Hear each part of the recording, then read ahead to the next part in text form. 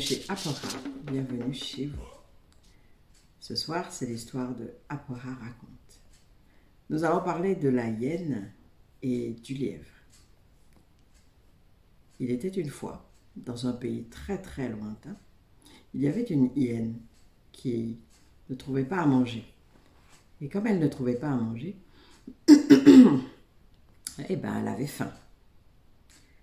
Elle se promenait dans la savane, elle se promenait partout autour de son lieu d'habitation et elle ne trouvait rien à manger. Un jour, elle a décidé de partir à la recherche de nourriture parce qu'elle avait vraiment très faim. Donc, elle est sortie et elle a commencé à tourner dans la savane. Tourner pendant des heures et des heures sous un soleil ardent. Et il n'y avait toujours pas de nourriture à l'horizon. Comme elle était très fatiguée, elle s'est dit « Je vais aller me reposer sous le manguier qui est là-bas. » Ceci dit, aussitôt fait. Donc elle s'est dirigée vers le manguier et sur le chemin, elle s'est cognée à une pierre et elle est tombée. Au moment où elle tombait, la pierre, vous avez bien entendu, la pierre a dit « Espèce d'imbécile, tu peux pas faire attention à où tu mets les pieds ?» Donc la hyène, étonnée, se retourne, une pierre qui parle et paf, la pierre vient cogner sa tête. Aouh, mais enfin. Et la pierre lui dit, espèce d'imbécile, tu te tais. Ce n'est pas tout ce qu'on voit qu'on dit. Et si jamais j'entends dire que je parle, eh ben je frapperai encore plus fort. Beaucoup plus fort. Va-t'en maintenant et fais attention où tu mets les pieds. Donc la hyène s'est relevée en se frottant la tête et puis en boitillant parce que elle s'était cognée le pied aussi. Et elle était tellement traumatisée qu'elle n'est pas allée se reposer sous le manguier. Elle s'est dirigée en même temps vers sa maison parce que c'était pas bon quoi. Elle n'avait pas trouvé à manger. Elle est tombée sur une pierre qui parle et qui l'a tapée. Enfin, ça faisait mal et puis elle était traumatisée quoi.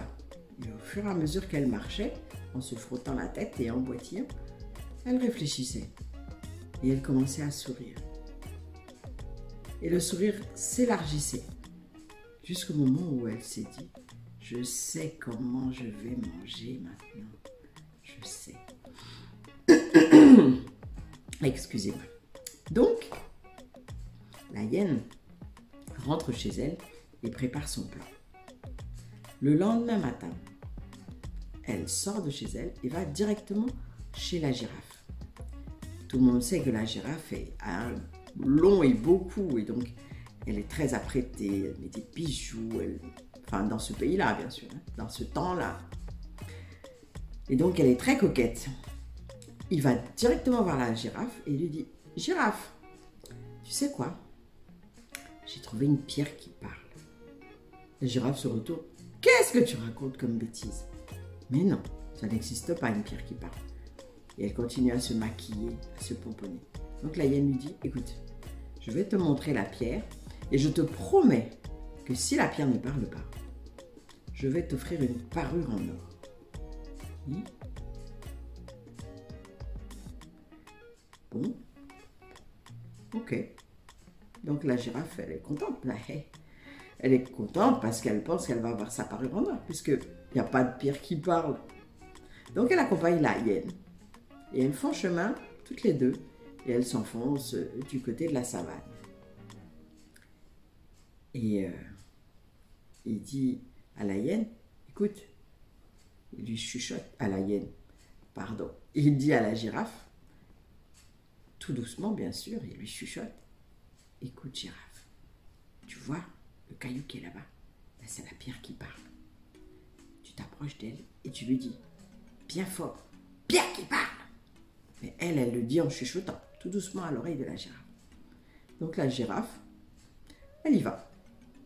Elle marche jusqu'à la pierre, donc jusqu'au gros caillou en question. Et puis elle crie, pierre qui parle! Et au moment où elle le dit, la pierre s'envole très haut et paf! Elle lui tombe sur la tête. Et du coup, elle tue la girafe. La girafe s'effondre et la hyène est très contente parce qu'elle va faire son premier repas depuis très longtemps. Donc elle prend la hyène, je vais y arriver, vous en faites pas. elle prend la girafe et elle la tire jusque chez elle. Et elle mange, elle mange. Elle a plusieurs jours de nourriture là. Elle est contente. Elle mange, elle mange, elle mange. Au bout d'un moment, de crainte d'avoir faim, elle se dit, je vais recommencer. Donc elle se lève et va voir l'hippopotame.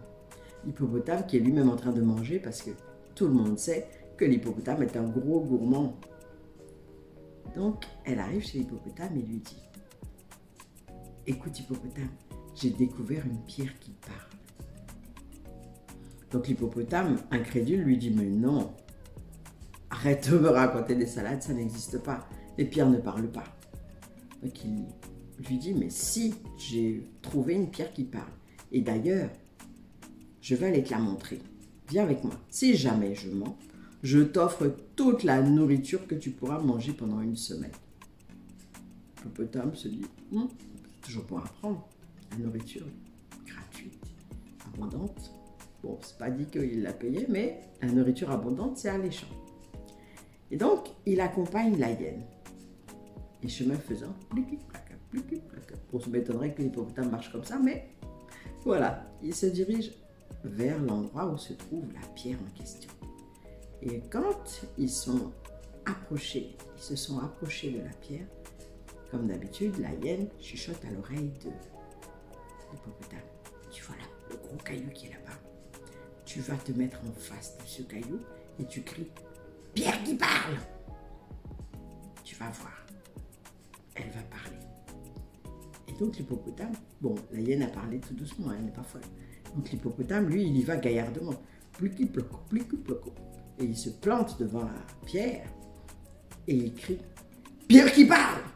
Et dès qu'il a fini de parler, la pierre s'élève dans le ciel et oh, boum! Très fort lui retombe sur la tête et bien sûr, le tue. Youpi! La hyène a trouvé un autre repas. Donc elle tire discrètement l'hippopotame jusque chez elle. Et le repas est génial, mais gargantuesque, magnifique. Donc elle mange à se casser le ventre. Et elle continue comme ça. À chaque fois qu'elle a faim, de jour en jour, elle trouve une victime. Elle prend la biche, elle prend le gnou, elle prend enfin tout ce qu'il y a autour d'elle qu'elle peut manger, c'est-à-dire un peu tous les animaux. Eh ben, elle leur tend le même piège. Et un jour, la hyène, comme d'habitude, décide de faire le même stratagème pour manger, parce que elle a trouvé un filon inépuisable. Donc, elle va voir, on va dire, la biche, et puis elle lui fait le même discours. Pendant ce temps-là, à la même période, il y avait le lièvre qui se promenait dans la savane, à gauche, à droite, et il s'apercevait que les animaux diminuaient en nombre. Donc, il s'est dit, il y a quelque chose qui ne va pas. Je vais voir ce qui se passe parce que c'est un peu bizarre. Donc, il se promène à travers la savane. Il se promène, et il y a des animaux en moins. Et au moment où il se promène, il voit la hyène arriver avec la biche. Donc, il se cache pour voir ce qui se passe. Parce que la hyène semble bavarder avec la biche. C'est bizarre, la hyène, normalement, elle n'est pas très gentille. Là, bavarder avec une biche, ça vaut le coup. Donc, elle se cache et elle regarde. Donc, elle suit la hyène et la biche. Et pour le coup, elle voit la hyène qui fait son speech, et habituel, elle lui chuchote à l'oreille. La biche qui s'approche du caillou, qui parle au caillou, et le caillou qui s'envole, et paf, lui casse la tête. La biche est morte. La hyène prend la biche et la traîne vers chez elle. Le lièvre voit tout ça, il se dit « Waouh, j'ai tout compris ». Et là, dans son petit cerveau, il y a quelque chose qui se passe. Je pense que je sais quoi faire. Donc le lièvre, le lendemain, ting, ting, ting, ting, ting, il se dandine, il sautille et il se dirige vers la maison de la hyène, vous me direz, évidemment. Et donc il va voir la hyène et lui dit, hyène, qu'est-ce que tu fais? Moi aujourd'hui je m'ennuie, j'ai envie de me promener et je me sens seule. Est-ce que tu pourrais pas m'accompagner? On va aller faire un tour dans la savane. Donc la hyène, tout de suite elle a les yeux qui s'allument. Waouh, je vais manger du lièvre, elle se dit. Et toute contente, elle lui dit, ok lièvre, on y va? On va se promener, moi aussi je suis disponible. C'est vrai que c'est difficile de se promener toute seule, c'est pas agréable. Donc elle l'emmène se promener dans la savane et comme on s'en doute, elle veut lui tendre le piège de la pierre qui parle. Donc il se promène et à un moment, elle tire le lièvre près d'elle et puis elle lui dit, écoute, j'ai découvert une pierre qui parle. Donc le lièvre, sachant bien ce qui se passe évidemment, le lièvre la regarde et lui dit, ça n'existe pas une pierre qui parle. Et la hyène lui dit, si, je vais te montrer où elle est, cette pierre. Donc il l'emmène, le lièvre, pas trop loin de la pierre, et il lui montre la pierre et lui dit, tu vas te mettre devant la pierre, et puis tu cries très fort, pierre qui parle. Et tu vas voir. Donc le lièvre, il se dirige vers la pierre qui parle, et puis il regarde la pierre, il sait bien que s'il dit pierre qui parle, il y aura des problèmes. Donc il regarde la pierre et puis il crie, pierre qui bouge! Évidemment, la pierre elle ne bouge pas. Et donc la hyène, oh, qu'est-ce qu'il est bête celui-là! Elle rappelle le lièvre, écoute, ce n'est pas une pierre qui bouge, c'est une pierre qui parle.